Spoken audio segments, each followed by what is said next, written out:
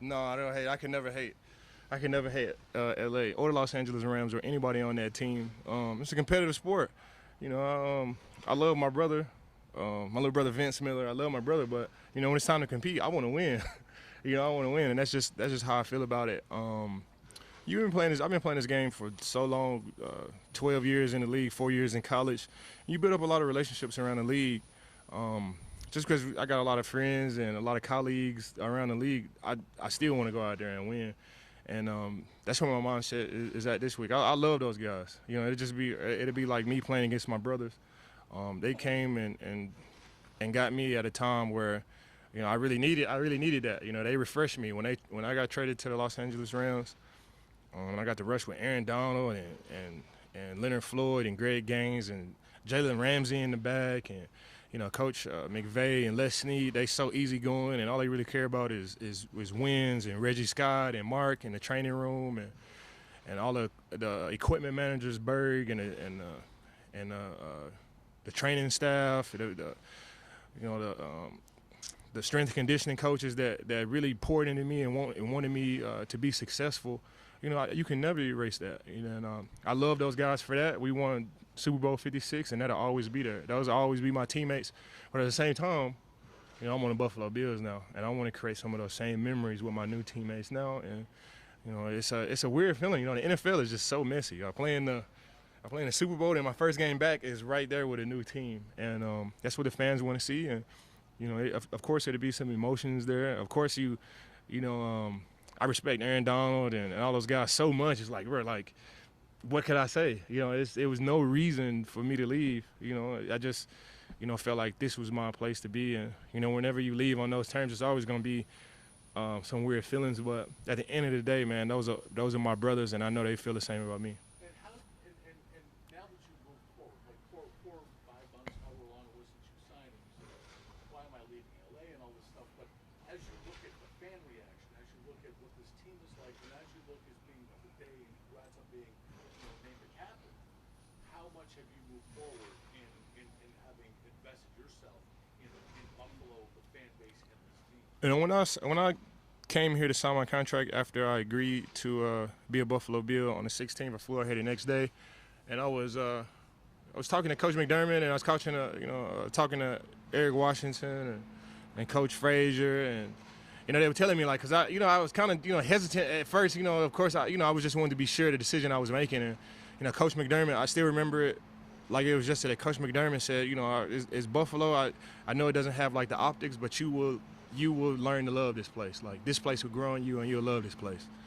And when he said it, I just thought it was part of the recruiting pitch. But being here in Western New York and being at home and being around the fans and going to the local restaurants here and being around the people and being a member at Orchard Park Country Club and Cragburn Country Club, I just feel at home, and I've fallen in love with this place, and it just gets better and better each and every day. And this is a place that I'm in love with, and it's just not starting off. It's in that honeymoon phase where you're like, man, great team, great organization, great teammates, great fans around the place, and it's just something that grows on you. Of course, we don't have the big shiny new stadium or the fancy 5-star restaurants or the clubs or anything like that LA has, but I think they make up for it with just genuine people. They truly care about you. They truly care about your well-being. My neighbors in my neighborhood, I had a guy call me the other day, and he's like, hey, you left your garage door open. It's just, I just genuinely feel like they care. And they care about me being successful. They care about the team being successful. And that really makes up for all the stuff that this town lacks. Yeah, I didn't. That came and went. Like, it's just little things like that, from you saying stuff about toilet paper and they just take it over the top. It's little things like that that really make you fall in love with the people here in Western New York. Mm-hmm.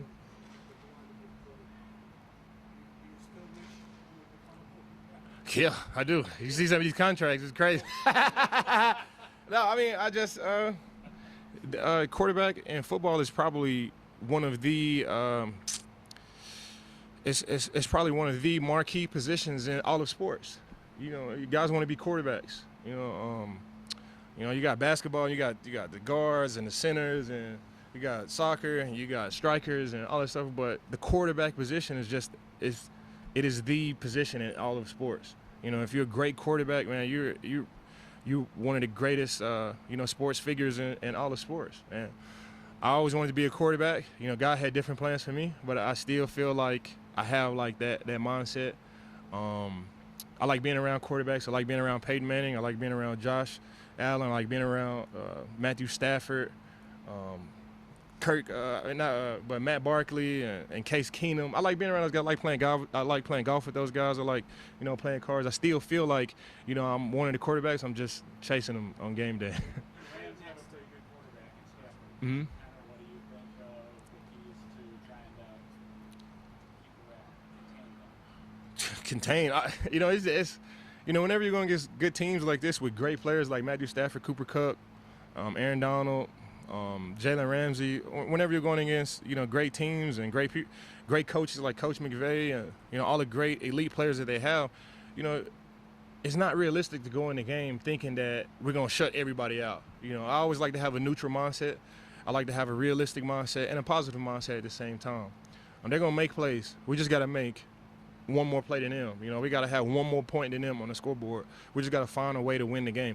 Of course they're gonna make plays. Of course they got great players. I couldn't sit up here and say like anything less than that. It's been time tested. It's Aaron Donald and Jalen Ramsey and Coach McVay. Like they are the top at their positions at everything that they do. They're gonna make plays. We just got to find a way to make our plays. We got to find a way to win the game. And when the clock is 0-0, we got to find a way to be on top whenever that's all said and done. People would ask, like, well, what could you tell Josh and the offense about playing against him? Like there's some secret. What would your advice be? It's nothing that – there is no secret. It's like it's nothing I can say. Like there is no weakness. Like I can't sit here and say, like, well, if you do this, it's Aaron Donald. He's the greatest football player that I've ever played with, and he's one of the greatest football players that ever played this game. And that's counting all the greats and all the football guys that have come through here. Aaron Donald is one of those. There's nothing that I can say. I'll be setting him up for failure if I tell him, like, if you just do this, you'll be all right. Like he's good at everything. These guys are great. We got Josh Allen. We got our great players too. Like I said, Aaron Donald, he's going to make plays. Like, we just got to find ways to make just one more play more than those guys.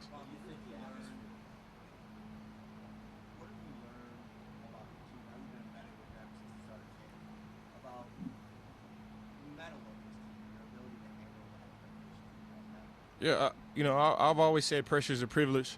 But here I think we're all following, Josh Allen's lead. Like, he's one of the best quarterbacks in the league, if not the best. And he comes into work and he just has this aura about him, like, and it's not an overly confident thing. It's not like I feel like I'm this and that. You just look in his eyes and you can tell he's at peace with his game. You can tell that he's comfortable with where he's at. He's not his confidence is where he needs to be at. He's not shying away from the pressure. He's just going through it, and he doesn't take anything serious. I think he depends on his guys. He depends on Diggs, and he depends on Gabe, and he depends on his offensive line. But Josh Allen, the confidence is there. We know he's going to perform. We know he's going to do well. And this stage is not too big for him, and I think everybody else just follows that lead. With all the pressure that's on Josh to be great, on his team to be great, I think he just comes in every day and he just takes it one day at a time, and we all just follow his lead. His mentality and his personality really just seeps on everybody else, coaches included.